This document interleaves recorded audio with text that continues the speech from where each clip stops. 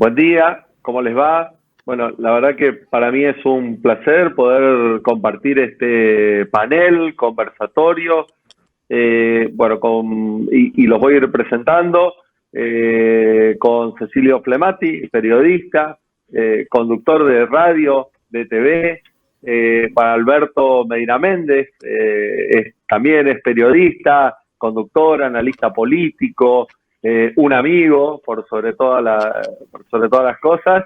Y bueno, Alejandro Nató, que bueno, todo te conoce, pero tengo que cumplir con las formalidades de hacer esta presentación.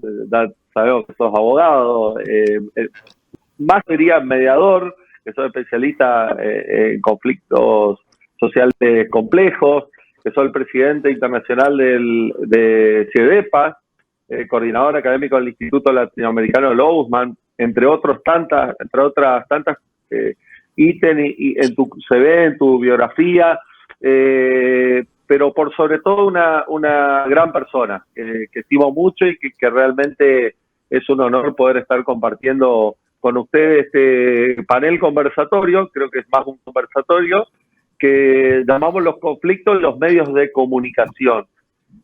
Así que, en primer lugar, bienvenidos. Y Ale, si querés darle un marco, un contexto de este conversatorio, si querés comenzar.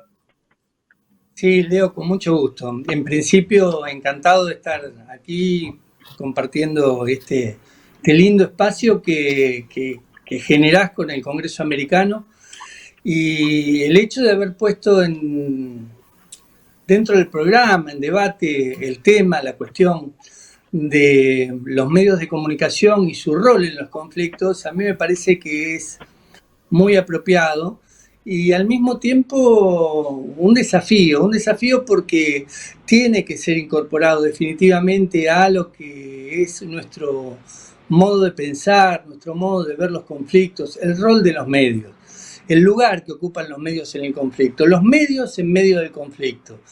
Y así es que a partir del poder que tienen los medios de segmentar, recortar, posicionar la noticia, hay que ver si la noticia termina siendo la noticia, o sea, los hechos son los hechos, o los hechos se alteran, o los hechos se distorsionan, o los hechos terminan siendo nulificados, desaparecen, existen pero no están porque no están en los medios. O sea, el rol de los medios es central, pero también el rol de los periodistas es importante.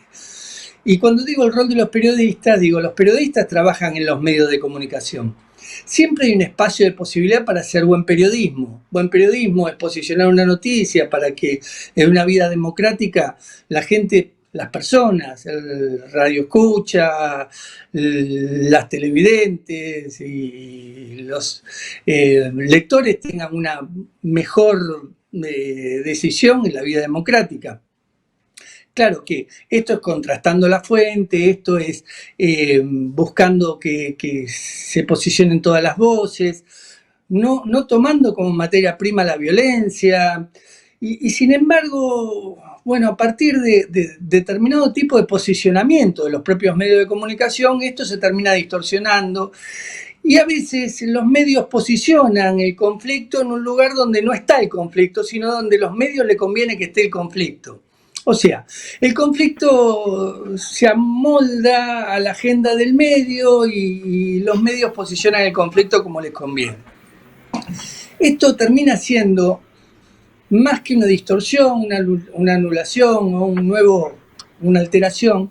Esto termina siendo un posicionamiento político por parte de los medios o un posicionamiento económico. Yo tengo algunos conflictos emblemáticos que quiero tomar como punto de referencia. Trabajé en Bolivia y tengo el TIMNIS, en la Argentina el indoamericano, pero ir a los conflictos emblemáticos de otros países me parece que sería muy interesante que cada uno haga referencia de su conflicto emblemático y vea cómo se posicionaron los medios.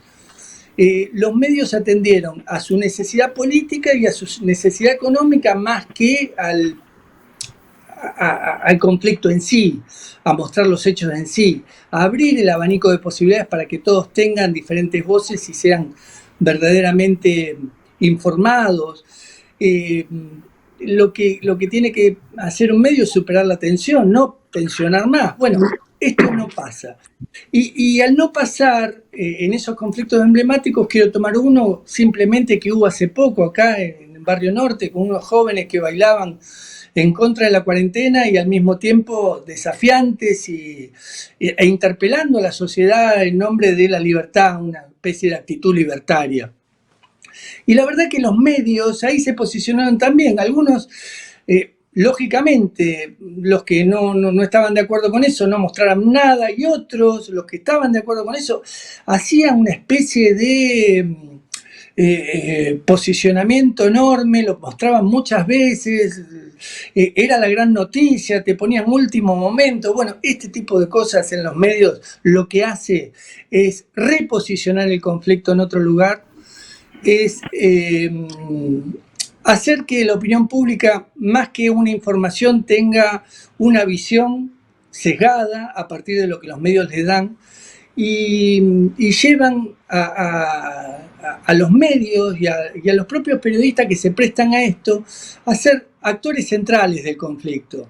No deberían ser los actores centrales, deberían ser actores indirectos que contribuyan para que haya una mejor visión por parte de la sociedad. Bueno, por ahí voy para poner algunos temas arriba de la mesa y después empezamos a conversar entre todos. Va a ser un gusto. Excelente, excelente, Ale. Lo primero que se me ocurre es preguntarle a Alberto y a Cecilio, es, como periodistas, ¿qué visión tienen ellos cuando les llega una noticia de un conflicto, ¿no? Sobre todo cuando es de relevancia. ¿Qué visión tienen? ¿Cuál es el análisis que hacen como periodistas? ¿Cómo transmiten la noticia? ¿Qué tipo de ejercicio hacen antes de transmitirlo, o cómo funciona, o cómo ven en ese marco que comentaba recién Ale? Cecilio. Sí, yo creo que primero es un gusto poder participar. Yo creo que los medios, primero revisaría qué son los medios hoy, porque nos quedamos con la sensación de que los medios son un canal de televisión, una radio o un diario. Eso ya ha quedado obsoleto, y por allí, increíblemente, porque hablamos de mucha improvisación, hoy por hoy las redes sociales han ocupado el lugar de los medios de comunicación, pero no solamente las redes sociales como un ente. Por allí personas individuales que no están preparadas, que carecen de profesionalismo, ocupan ese espacio. ¿Y por qué digo que ocupan ese espacio? Porque genera una caja de resonancia mucho más importante. Por allí, un influencer que hace las veces de periodista o de pseudo periodista con 4, 5 millones de seguidores, y cada publicación hablando sobre un conflicto, no solamente instalándolo, sino que muchas veces creando los conflictos, que esa es una situación bastante problemática, generan una situación muy, muy confusa a partir de un conflicto o a partir de una información. Por eso los medios de comunicación me parece que ya dejaron de ser, no sé qué creen ustedes, un canal de televisión, una radio o un diario. Bueno, de papel ya ni hablar. Cuando digo diarios me refiero a los portales. Me parece que eso es lo primero que deberíamos determinar. Y después, en relación a cómo recibimos la pregunta que hacías, Leonardo, a cómo recibimos la noticia, tenemos la variedad que quieras del modo de expresarla, del modo de contarla. En mi situación personal, procuro no, al margen de que yo considero que no existe el periodismo independiente, me parece que es algo, es como una frase remanida, pero que en verdad no existe. La verdad que, siendo lo más objetivo posible, lo abro, lo planteo y procuro analizarlo con los especialistas. Me parece que los conflictos hay que tratarlos de esa manera. No, los periodistas no sabemos de todo. no podemos ser grandes opinólogos de todo. Me parece que tenemos que en nuestros espacios abrir juego a las personas que están preparadas para opinar y ayudarnos a desentramar y a resolver cada conflicto según sea el área en la que se plantee. Alberto. Bueno, en primer lugar, felicitarte, Leo, por este esfuerzo gigantesco de llevar adelante un evento de estas características, que no es la primera vez que lo haces, pero sí con esta modalidad. En segundo lugar, saludar a los amigos que están compartiendo este panel. Para mí es un honor compartir este espacio con Cecilia y con Alejandro. Suscribo buena parte de lo que han dicho e intentando sumarle un poco elementos a esto, me animo a hacer algún planteo disruptivo, ¿no? Yo creo que parte del rol del periodismo, que insisto, coincido con Cecilio, no es lo mismo que el rol de los medios, el rol del periodismo también está en descubrir el conflicto. Voy a tomar un ejemplo de estos días, ¿no? El debate cuarentena sí, cuarentena no, es un debate necesario. Es decir, no es un conflicto que necesariamente tenga, digamos, las connotaciones negativas del conflicto. Requiere un debate, requiere un análisis, inclusive requiere un análisis temporal. Hoy estamos discutiendo si la cuarentena al principio estuvo bien, pero ahora tal vez no. Es decir, que frente al mismo debate o al mismo dilema, la temporalidad juega una clave. Y el periodismo está para abrir el juego, para mostrar voces distintas, inclusive para generar el debate. Ahora, después está el rol que a mi juicio deberíamos tener como periodistas, que es concentrarnos en la discusión del tema y no concentrarnos en la discusión lateral que tiene que ver con los intereses a partir del tema.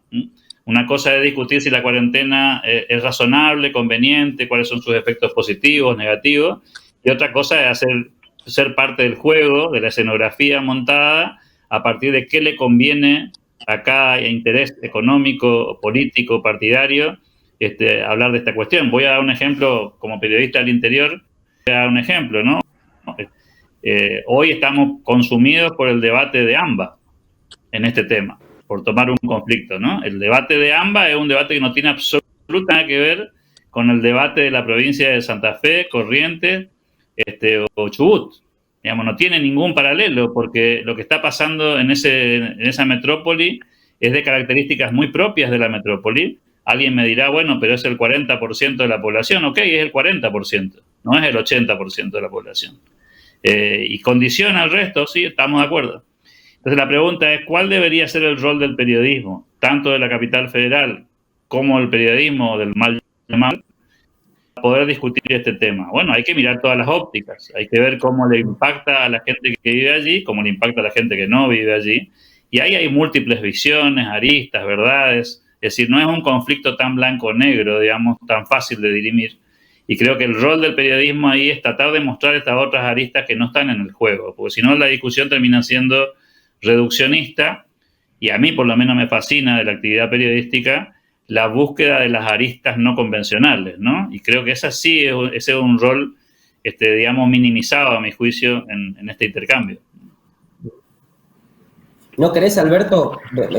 A todos les pregunto que si no se fanatiza, si no se traza una línea, si no se plantea o no se agranda la grieta, da la sensación de que la información no vende, que no sirve. Si uno plantea de manera objetiva e imparcial una noticia, da la sensación de que no vende. En relación a la cuarentena, me parece súper interesante lo que decís, y yo me lo he planteado también en mi programa de radio.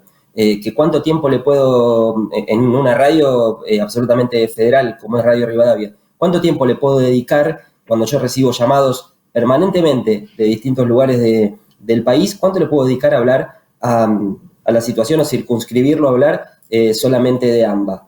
Y volviendo, ¿es necesario plantear cuarentena sí, cuarentena no? ¿O eso es lo que vende para escuchar los fanáticos a favor y los fanáticos en contra? Digo, ahí nosotros los medios o nosotros los periodistas, ¿no estamos creando un conflicto que por ahí no es tal? Sí, también se crea conflicto habilitando algunas voces. Alguna vez nos ha pasado discutir en el programa de radio incluso, lo que implica dejar de decir cualquier cosa dentro de los medios, ¿no? Cuando digo cualquier cosa no es cuestionar o censurar la libertad de expresión, sino habilitar voces que sean más polarizantes todavía, en nombre de escucho al oyente. Y la verdad que estos son juegos, son manipulaciones que se hacen desde los medios, a veces sin saber lo que se está haciendo, y que no hacen otra cosa que, bueno, que seguir con la lógica binaria. Yo creo que la espectacularidad en los medios sigue siendo parte de lo que se vende. Pareciera ser que no es noticia, o pareciera ser que no es parte de la agenda de debate, si no se posiciona un tema con escándalo, y si no se posiciona un tema con unos contra otros en esa lógica binaria, ¿no? O sea, con estigmas, con rótulos, con etiquetamientos. A mí me parece que hay una responsabilidad por parte de los periodistas muy fuerte, y hay una ética en la cual, y hemos trabajado mucho con esto, en verdad. Yo tuve un programa en Bolivia 3 años trabajando con todos los actores de la vida asociativa del periodismo, y donde los mismos periodistas planteaban, no me doy cuenta que estoy haciendo esto, o creo que esto es lo que le gusta a la gente y por eso lo posiciono así. Entonces, ¿hasta dónde en la enseñanza de lo que es el ser periodista, hasta dónde en la exigencia que tienen los medios para vender, no se manipula, no se hace de algún modo una especie de potenciación de las cosas que verdaderamente no deberían potenciarse? Porque los medios deberían ayudar a atizar, deberían contribuir para visibilizar determinado tipo de temas que eleven el debate público, y no que se enloden en la lógica binaria de los unos contra los otros para tomar mayor tipo de estado de rating o mismo posicionamiento público de cada uno de los medios. Porque los periodistas son funcionales a los medios. Esto me gustaría charlarlo con ustedes. Es raro decir esto, y no me meto con aquel que tiene que comer, en algún lado tiene que comer. O sea, un periodista tiene que trabajar donde puede trabajar. Pero de algún modo los periodistas se van moldeando a lo que el propio medio le va exigiendo. Cuando digo esto, digo, los periodistas tienen posibilidad de hacer algún grado de distinción entre lo que es una buena práctica y lo que es trabajar exclusivamente con la línea editorial del medio. Pero hay veces que se mimetizan demasiado. Sí, yo suscribo, apoyando lo que plantea Alejandro. Creo que hay un rol ético, como pasa en todas las profesiones, ¿no? O sea, uno puede ser abogado y aplicar ética, y puede ser médico y hacerlo o no hacerlo, y creo que a nosotros nos pasa un poco lo mismo. En este doble juego, que coincido con Alejandro, un equilibrio fino entre los intereses del medio en lo económico y los intereses del medio en lo político. Que muchas veces, hay que decirlo también con todas las letras, la política, sobre todo la política contemporánea, vive mucho de lo binario, y no es un fenómeno argentino sino que es un fenómeno global. A ver, la famosa grieta nuestra tiene otros nombres en otros países, pero funciona de un modo bastante similar, con otros componentes y otros ingredientes. Y es cierto también, y acá me gustaría sumar un actor que me parece que lo estamos obviando o minimizando, que es el lector, el oyente, el televidente, que en algún punto, digamos, no espera leer la noticia hoy de cuántos muertos de cáncer o de SIDA hay.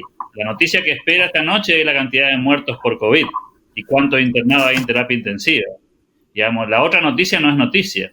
Como nos pasan los casos policiales, digamos, no es una noticia que hoy hay 17 detenidos por hurtos menores. La noticia es que hubo un asesinato. Entonces, hay también del lado de la demanda una jerarquización. Hoy la tecnología nos permite mirar esto. Entro a un medio de comunicación y puedo rankear las noticias más leídas. Y la noticia más leída no es un artículo de opinión que intenta buscar consensos y apaciguar los ánimos, sino que la noticia más leída probablemente sea un crimen macabro y rodeado de sangre y destrozos, digamos, ¿no? O sea, también hay una demanda que empuja a los medios de comunicación, a los periodistas, a responder a esa demanda. Esto es como si en el mercado yo quisiera vender mermelada de un gusto que no consume nadie, mientras la mermelada de durazno es la que más se vende, digamos, ¿no? ¿Qué hace todo el mundo? ¿Fabrica mermelada de durazno? Porque es lo que, en definitiva, el mercado me está reclamando, aunque no necesariamente sea la mermelada más rica en el ejemplo. Con lo cual, digo, incorporemos en el juego al actor mercado y no lo imaginemos tan inofensivo, ¿no? No es que yo hago lo que el mercado me pide, pobrecito de mí, sino que también el mercado me pone una presión tan potente o más que la del medio de comunicación y la agenda política. Sucede también que al oyente... Ahí me gustaría... Sí, perdón. No, adelante, Cecilio. Ahora quería hacer una otra pregunta, pero cerrá.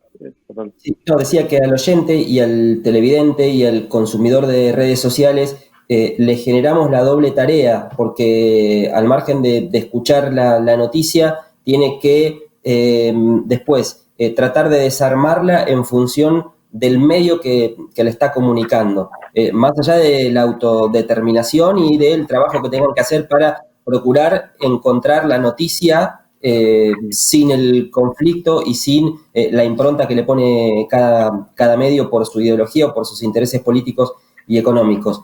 Y yo creo que hoy por hoy, con tanto ejercicio de división y demás, como bien decía Alberto, no hay que subestimar a la gente que está del otro lado de un medio de comunicación, porque ya tienen claro a dónde encontrar la noticia del modo más puro posible. Difícilmente en algún sitio la encontremos absolutamente virgen, solamente la noticia o el conflicto planteado. Entonces, el oyente y el televidente ya tiene el ejercicio, ya no es como hace 10 o 15 años atrás que se sorprendía o se comía toda la operación que circulaba por los medios. Sí, eso, y después me gustaría volver, Cecilio, porque la verdad me voy a poner más cómodo, ¿no? De ponerme al lado del espectador y bueno, obviamente, esto que decís vos de avalar o ir o dónde buscar o directamente ni mirar al resto. O sea, vas al lugar que vos crees más confiable y te basás en esos puntos de noticia. Ahora, me gustaría volver un poquito al principio, hoy cuando, que para mí es, no podés dejar afuera, pero que me gustaría saber su opinión. Hoy cuando Cecilio y Alberto también lo hablan continuamente, los influencers, ¿no? Las redes sociales y los influencers. Entonces, ¿a dónde la pregunta sería, ¿no? Porque como periodistas muchas veces me parece a mí, me pongo del lado cómodo, ¿no? Del espectador, me parece a mí que es preferible o prefieren llamar a un influencer que decías vos, que tiene 4, 5, 6 millones de seguidores, que no sabe del tema y se polariza y tiene un discurso polarizado, con esto que marcaba hoy Alejandro, en vez de traer especialistas, ¿sí?, que traten el tema. Pandemia, en este caso en los últimos meses, o algún tema en específico.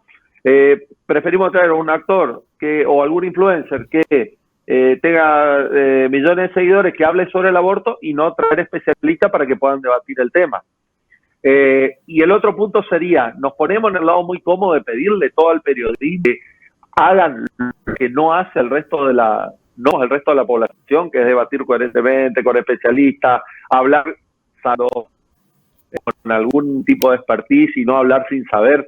Esa sería la otra. ¿Se lo pedimos al periodismo todo lo que no hacemos el resto?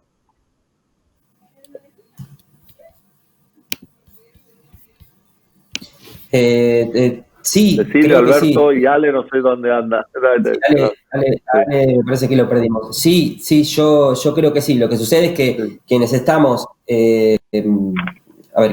comunicando y quienes estamos representando un medio de comunicación con nuestras propias opiniones en las redes sociales como comunicadores, tenemos que ser responsables. A mi vecina, si se le da la gana de en un bar hablar con sus amigas sobre la pandemia y jugar un rato a ser infectóloga o a ser especialista en reforma judicial o lo que fuere, está en todo su derecho. Nosotros tenemos la responsabilidad de ser precisos, de ser quirúrgicos y de no panelear, como yo suelo decir, porque somos los especialistas, somos campeones mundiales en opinología.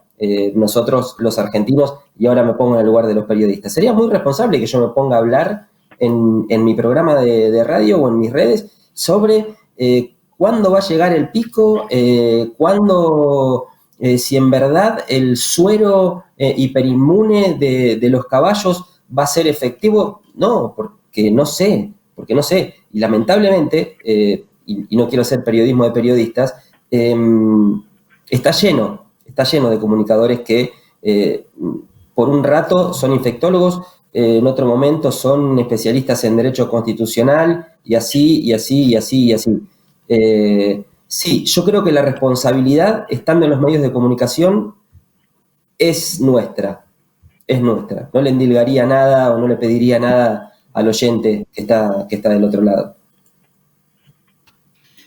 Sí, yo querría sumar en eso, hay una mala prensa, digamos, que está apoyado, como suele pasar en todos los órdenes de la vida, en algunos casos extremos, ¿no? Y no en todos. Yo creo que los influencers tienen su rol, ocupan un segmento de mercado que los medios de comunicación por alguna razón no cubren. En definitiva, no es ni más ni menos que una solución que han encontrado algunos para posiciones inclusive extremas, que no tienen cabida en los medios de comunicación masivos. O sea, por eso crecen por ese lado. Es decir, un influencer probablemente pueda manejar posiciones, digamos, poco masivas y generar cierta masividad porque lo generan un nicho en una especie de espacio muy específico. Los medios de comunicación más tradicionales tienen también su público más masivo, valga la redundancia, y tratan de conformar a una parte significativa de la sociedad. O representarla, ¿por qué no? Una representación que no es política ni democrática, pero representan ese espacio de ideas, qué sé yo, voy a lo extremo, ¿no? Página 12 representa un segmento de la sociedad que tiene ciertos valores e ideas. Del otro lado del mostrador, La Nación representará otro espacio que tiene otra escala de valores. Yo rescato esos dos ejemplos, porque me parece que son ejemplos del mundo contemporáneo, con los cuales uno puede estar de acuerdo o no, pero lo cierto es que uno entra ahí y sabe con qué se va a encontrar, digamos, digamos, el frasco dice dulce de leche y adentro hay dulce de leche, ¿sí? Me preocupa más, en todo caso, algún sector de los medios de comunicación en los que, digamos, compro dulce de leche y adentro puede ser que haya sal, digamos, ¿no? Y eso sí me parece un problema más grave desde el punto de vista ético, como planteaba hoy Alejandro. Creo que los influencers cubren un espacio no cubierto, si no existirían. Si no representaran a nadie, no tendrían miles de seguidores. También creo que hay un fenómeno novedoso, hablando de la pandemia, y a mi juicio positivo, que es que las redes sociales perdieron un poco de calidad en los últimos meses, producto de que la gente se dio cuenta que en las redes sociales circula cualquier cosa, y los medios tradicionales le dan cierto marco de garantía respecto a que la información que tengo ahí es un poco más veraz. A ver, si quiero saber si salió la vacuna o no, no me fijo en un posteo cualquiera de las redes sociales, ¿sí? Me fijo en algún medio de comunicación y veo si la vacuna de Oxford, por dar un ejemplo, o la de Pfizer, aparece en más de un medio de comunicación de los tradicionales. Si aparecen varios es porque la noticia es cierta. Y esto no es una práctica periodística, los ciudadanos también se dan cuenta de esto, y eso ha hecho perder mucha fuerza a las redes sociales, porque se dio cuenta la gente que ahí circula cualquier cosa, y en pandemia se dio cuenta más de lo habitual, digo, ¿sí? Y eso me parece un fenómeno positivo. Ahora, le pone otra vez a los medios de comunicación la mochila de la responsabilidad de que lo que está ahí adentro es relativamente cierto, o tiene por lo menos una fuerza de verdad superior. Por eso digo, son fenómenos contemporáneos, los influencers son parte del paisaje. No creo que todo lo que sea influencer sea necesariamente malo. Creo que hay mucho ahí también valioso. Y de hecho creo que los medios de comunicación tenemos una parte de la agenda en la que también rescatamos cosas de ahí, digamos, ¿sí? Y yo creo que en definitiva, para seguir la línea de Alejandro y también la de Cecilio, creo que nosotros tenemos una tarea que consiste en buscar los consensos o encontrar espacios comunes, bajar un poco el tono de la confrontación. A mí no me parece un problema el conflicto en sí. Me preocupa el tono del conflicto.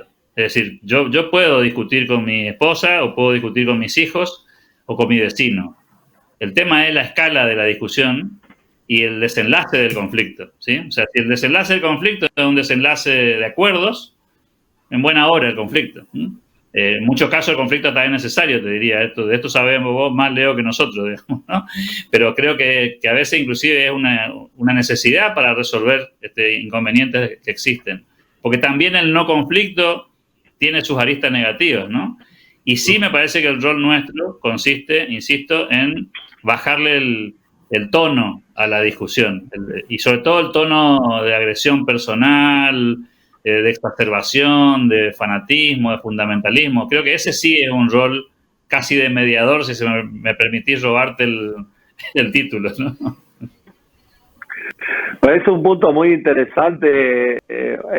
Ale, no sé si vos nos estás escuchando, tu cámara no se ve, pero no sé si nos estás escuchando.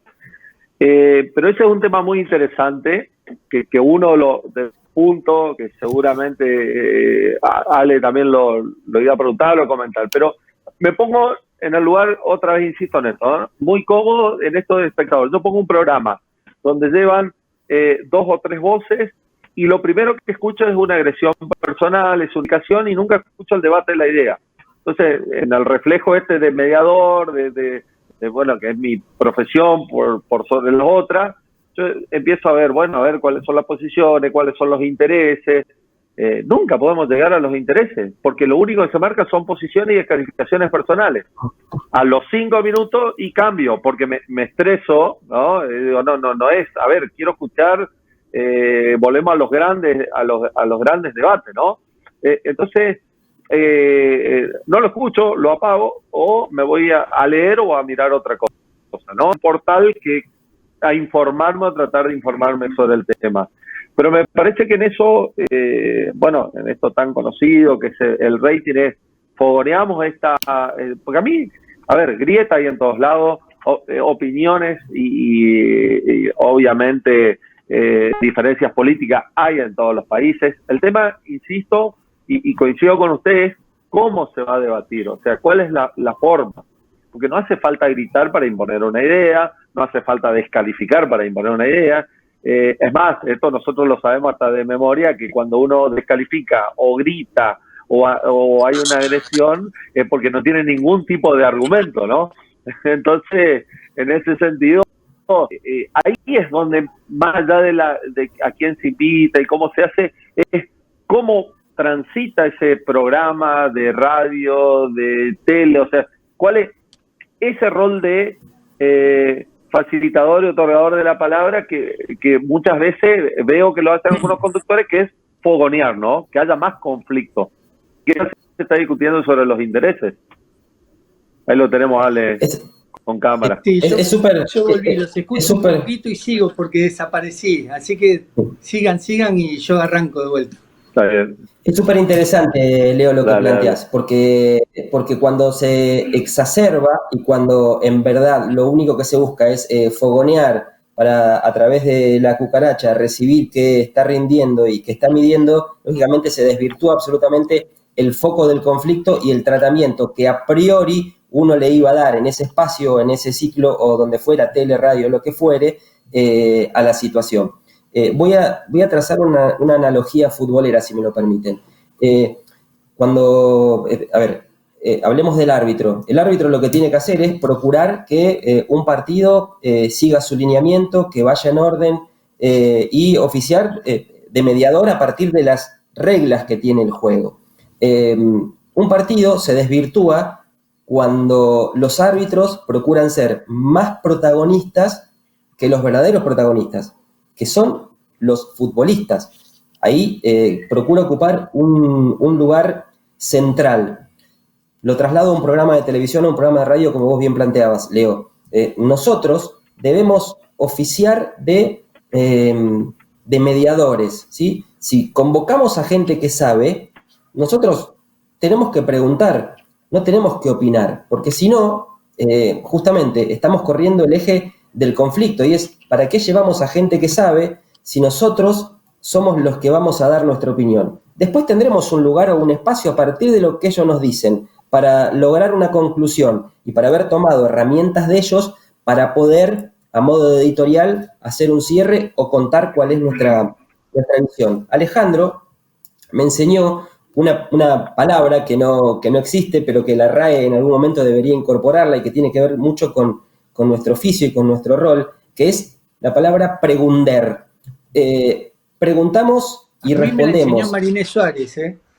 Ah, bueno, está bien. Yo la tomo de vos y respeto el copyright.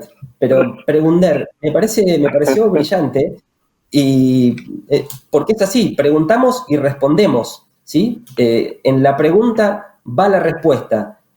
¿Eso qué significa? Queremos generarle una tendencia a quien va a responder a partir de nuestro sello o nuestra manera de pensar que esgrimimos en la propia pregunta. Ese me parece que hoy por hoy es el principal error de los comunicadores. ¿Tenés un especialista? Pregúntale. No le preguntas y le respondas. Sí, está bueno. Yo pregunto generalmente cómo humanizar la noticia del conflicto y cuál es el rol del periodismo dentro de los conflictos. Y en ese sentido planteo que hay un lugar de tercer lado por parte de los medios de comunicación que tiene que ser asumido por el medio.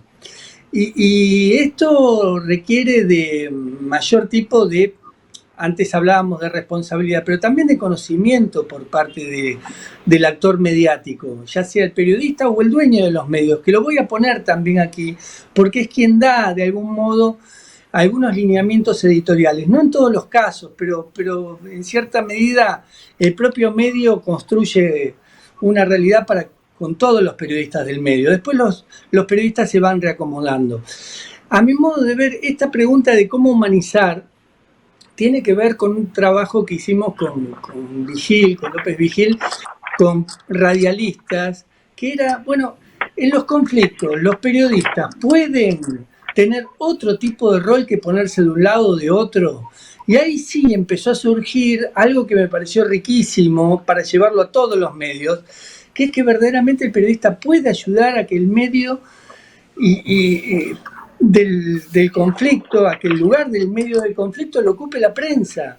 Y la prensa, ese rol generalmente no lo está llevando adelante, sino que se posiciona de un lado o se posiciona del otro. Volviendo a los influencers que ustedes decían, yo creo que hay público para todos, pero también hay troles dentro del campo de las reglas de juego, en el menú de oferta que hay, en la variedad que hay en el campo de la promoción del pensamiento. Y hay pautas oficiales también que van moldeando dónde tiene que estar el medio, qué posicionamiento puede tener un medio, qué intereses tocar, qué intereses no tocar. Vos me hablabas antes, Alberto, de lo que es el periodismo provincial. ¿Cuánto pesa en las provincias la pauta oficial para que los medios cuenten o no cuenten determinado tipo de cosas?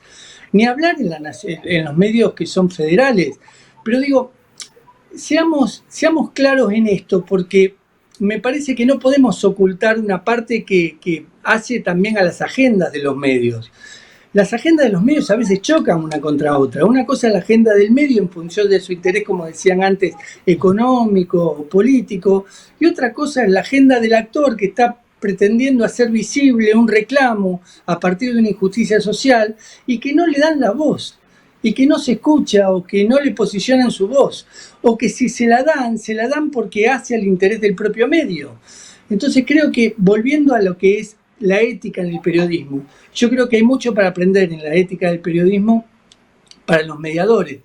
Ustedes muchas veces aprendieron a hacer buen periodismo y van y discuten, supongamos que es un viejo diario, ¿no?, con un viejo periódico, van y discuten con el jefe de redacción por qué tiene que salir la nota, la importancia de la nota. Bueno, a los mediadores también nos serviría mucho ese ejemplo para poder darnos vuelta y discutir con quien paga y decirle cuáles son los indicadores de calidad que deben estar presentes, qué tipo de tiempo necesito para llevar adelante una buena mediación.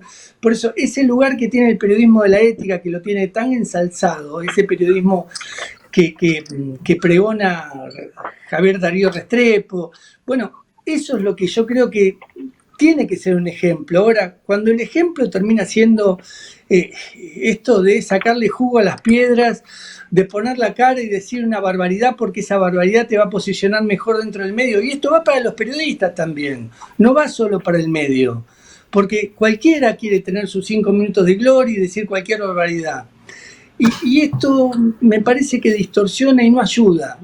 Si queremos verdaderamente humanizar el conflicto, tenemos que pensar en la responsabilidad y en la ética de los medios de comunicación en este rol. Sí, comparto, Alejandro, y te agrego, digamos, me parece que en esto, en el interior se vive una realidad interesante. La escala obviamente es más chica. Esa escala más chica le da un poder ciudadano a la sociedad que tal vez no la tengan las grandes ciudades. Los que vivimos en provincias sabemos que el poder político municipal, provincial, nacional juegan un rol altísimo. La pauta oficial tiene un peso gigantesco en lo que puede ser la facturación de un medio de comunicación tradicional y, por ende, a la hora de posicionar a los periodistas también, digamos, se sesga en esta dirección, ¿no? Periodistas que están más dispuestos a acomodarse al discurso necesario, pero lo interesante de esto es que cuando salta un conflicto, cualquiera que sea, la sociedad tiene un plan B, y el plan B son las redes sociales, que, vuelvo a repetir, en una localidad que tiene 5.000 habitantes, se viraliza a una velocidad que no hay medio de comunicación que tenga, ¿no? O sea, si la noticia existe y es real y forma parte de un conflicto, por ejemplo, hace pocas horas en la provincia de Corrientes tuvimos una localidad que se volvió noticia porque aparecieron unos casos de coronavirus, y la actitud tanto del gobierno provincial como municipal fue en una dirección, con signos políticos opuestos, y la sociedad salió a reaccionar, digamos, cívicamente, por llamarle de alguna manera, contradiciendo de alguna manera los intereses de los dos gobiernos, el municipal y el provincial. Y este es un sesgo interesante, porque la tercera voz, esta que vos planteabas, aparece ya no por mérito del periodismo, ya no por mérito de los medios de comunicación, sino por mérito ciudadano. Y ahí los medios tienen un dilema gigantesco, ¿no? ¿Qué hago con la agenda de la sociedad que no encaja con la agenda política y del medio? Bueno, algunos periodistas se animaron a tomar parte de eso, algunos con más sutileza, otros con menos, pero lo cierto es que ahí hay dos alternativas. O te prendés a la agenda ciudadana, o la agenda ciudadana sigue su curso sin vos, ¿sí? O sea, te quedás fuera de la discusión porque la gente no va a dejar de discutir los problemas reales.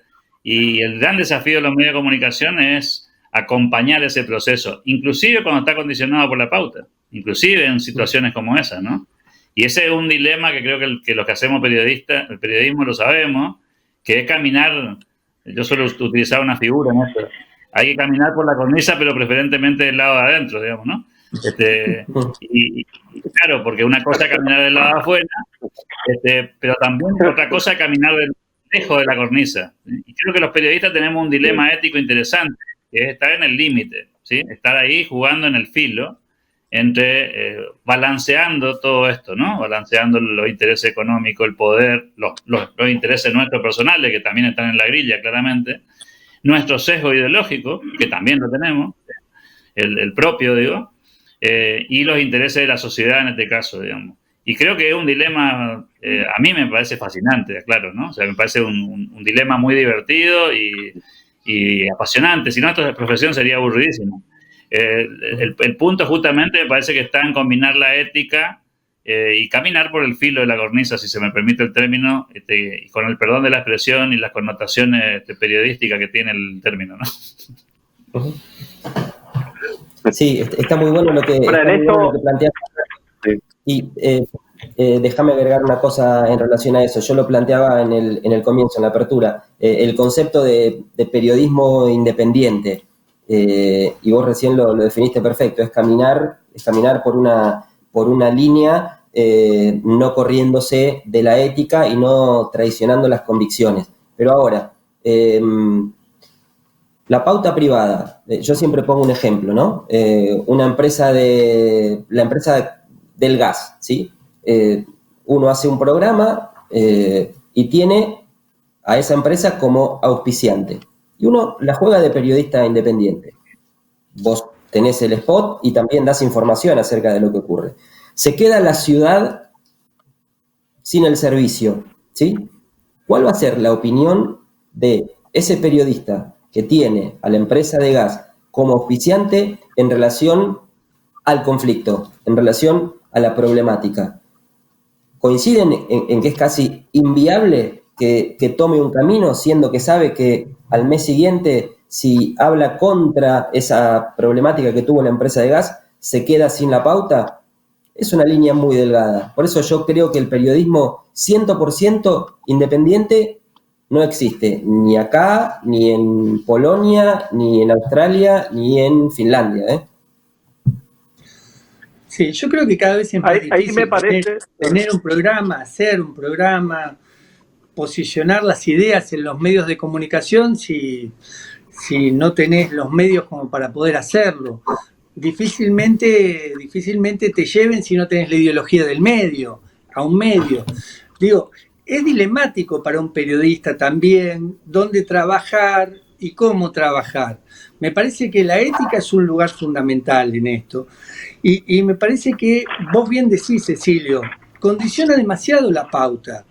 Condiciona tanto la pauta que a veces hay noticias que no son noticias. Yo creo que hay un lugar que es interesante discutir. Por ejemplo, ¿cuánto nos hacemos carne de un actor social que fallece, como es el caso de Ramona, y que sensibiliza a todos los actores? Y antes a Ramona nadie le daba la palabra, y cuando se la daba no la escuchaba nadie. Digo, ¿y qué medios se la daban? ¿Y por qué se la daban? Después, claro, escuchar a los actores que posicionan el tema en los medios implica posiblemente sensibilizar a la sociedad, hacer una agenda que tiene que ver con una mirada plural, pero hay una pluralidad selectiva también, y esa pluralidad selectiva deja fuera a algunos. Y esto va más allá de la pauta, esto tiene que ver también con formatos.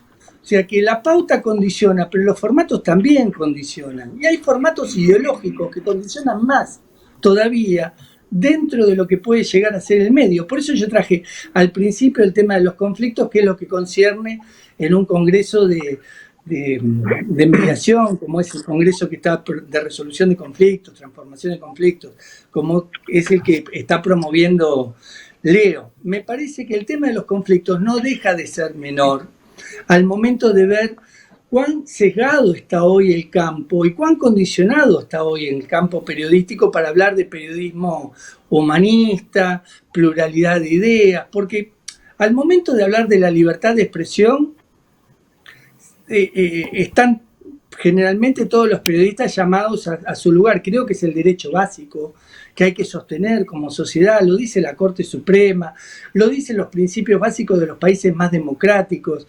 Tenemos que sostener la libertad de expresión por encima de todo. Esa libertad de expresión llevada a los medios es libertad de prensa. La pregunta de fondo es, ¿hay libertad de prensa con tantos condicionamientos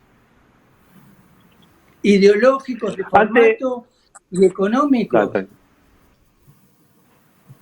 Ahí, Ale, está buenísimo realmente lo que decís, porque engloba una cantidad de cosas. Pero me gustaría volver a un ejemplo práctico que dio Cecilio, que me encantó, y me quedo con esto porque es uno de los fundamentos, porque está bien como discurso decirlo, no, los medios tienen que cumplir con su función. Ahora, vamos a un ejemplo práctico. Bueno, en Corrientes no tenemos gas natural todavía, pero si una empresa de gas natural auspicia a una radio, ¿no? El único auspiciante que tiene, y deja media ciudad sin gas. Para mí que ahí, no sé, pregunto si sería el rol o debería ser el rol que, por más que sea auspiciante, ¿por qué no poner en el tapete? ¿Por qué no tratar de, vos sos mi auspiciante, pero vení a explicar? Porque vas a tener media ciudad enojadísima con tu auspiciante, pero para mí la reacción es, me cierro, es mi auspiciante, me cierro, lo protejo, como que cerrarse sería protegerlo, cuando en realidad, bueno, qué sé yo, como reflejo del mediador, llamalo, sería, vamos a abrir estas mesas de diálogo, vamos a explicar, vamos a sentarlo al presidente o al CEO o al dirigente de al que dirige la empresa que venga y que explique por qué Media Ciudad se quedó sin gas, ¿no? Me parece que eso podría ser hasta auspicioso, tal vez, no sé, tal vez estoy diciendo algo fuera de lugar, pero me parece que podría adoptar este rol intermedio de no cerrarse y supuestamente proteger a la empresa, adoptar otro tipo de explicar con comunicados bien escritos. O sea, bueno, tanto vos, Cecilio, Alberto también es un experto en comunicación. Cuando las cosas se comunican mal o no se comunican, generan todavía otros conflictos, ¿no? Sí.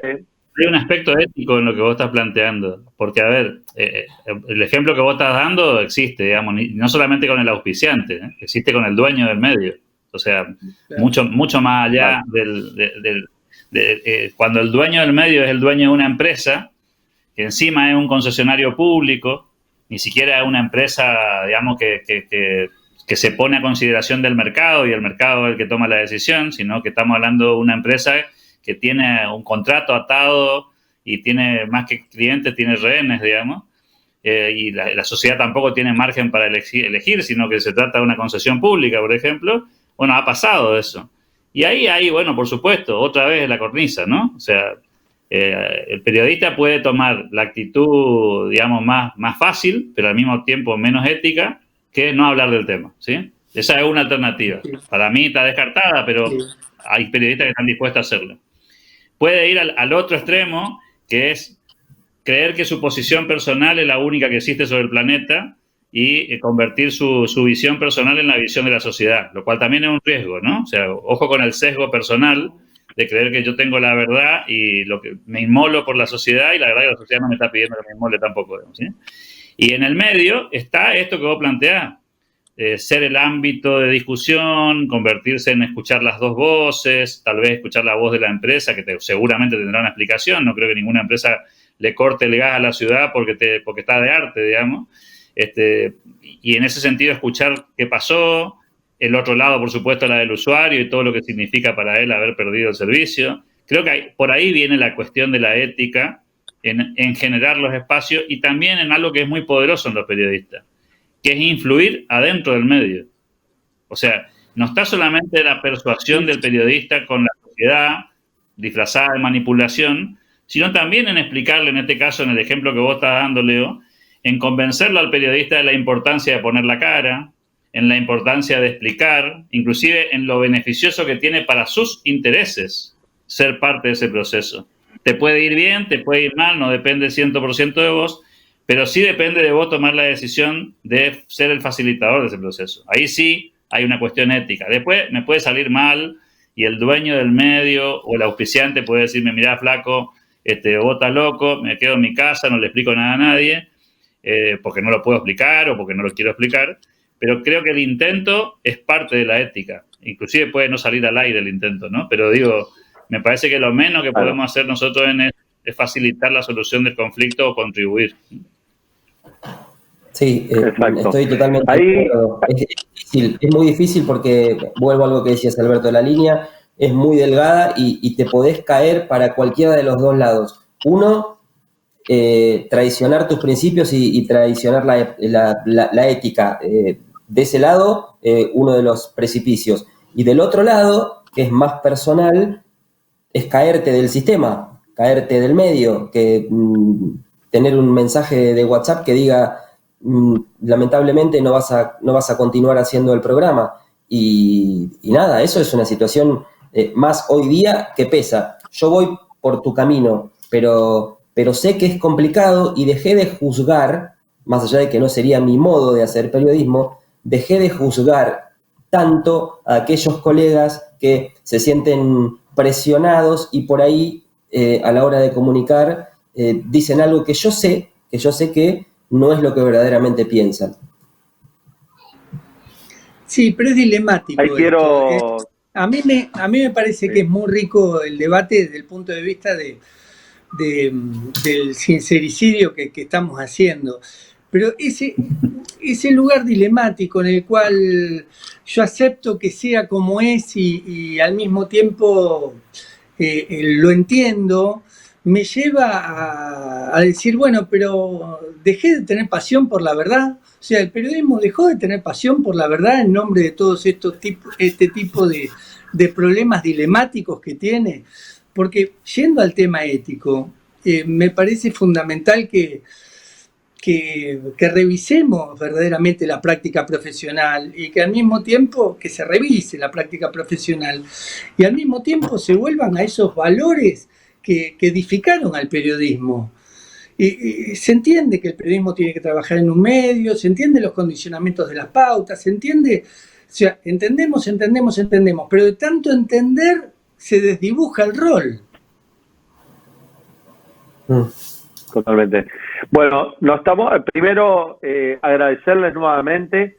La verdad que a vos, Ale, sobre todo, porque propusiste este tema, y voy a tomar las palabras. Hay cientos de preguntas, reflexiones, la verdad que, y voy a tomar las palabras de Ana, que decía, necesitamos un congreso para tratar este tema, ¿no? Y creo que es así.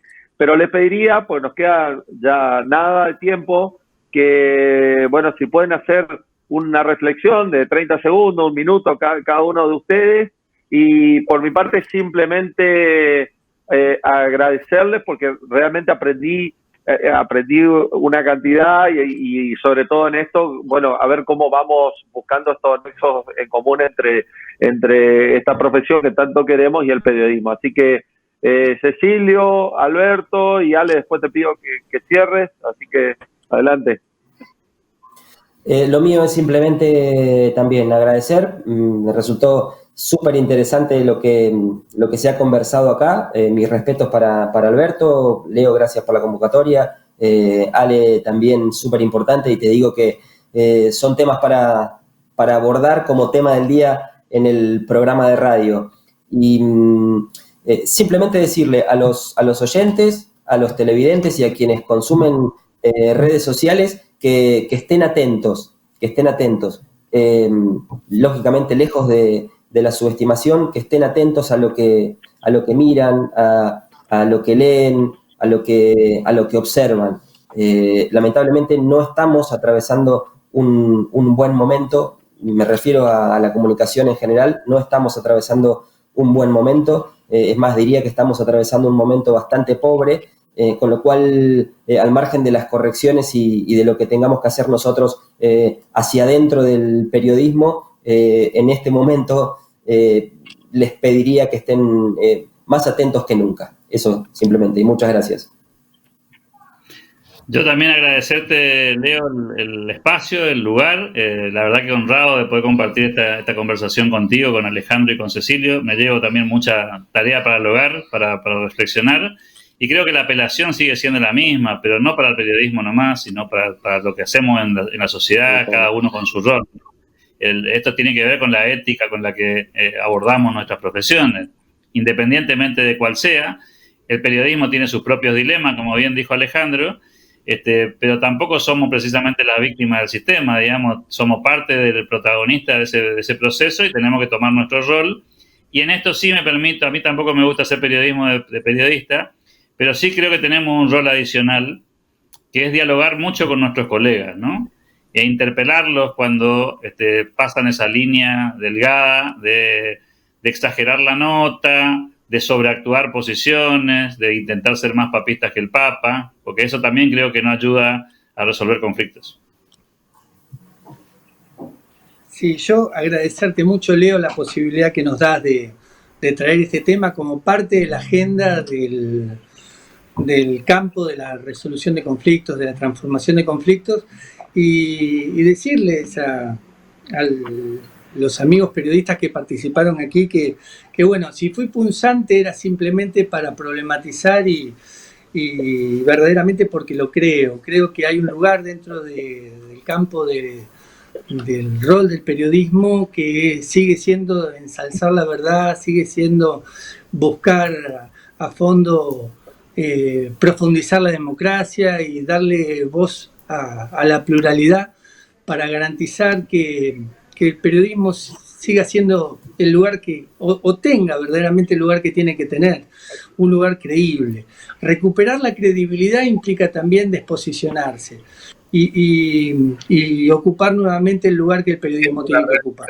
Gracias, Ale, gracias a todos, ha sido un placer compartir el panel y bueno, como dice Alberto, hay mucha tarea para la casa y reflexionar. La verdad, un placer compartir con ustedes. Les mando un fuerte abrazo. Muchas gracias.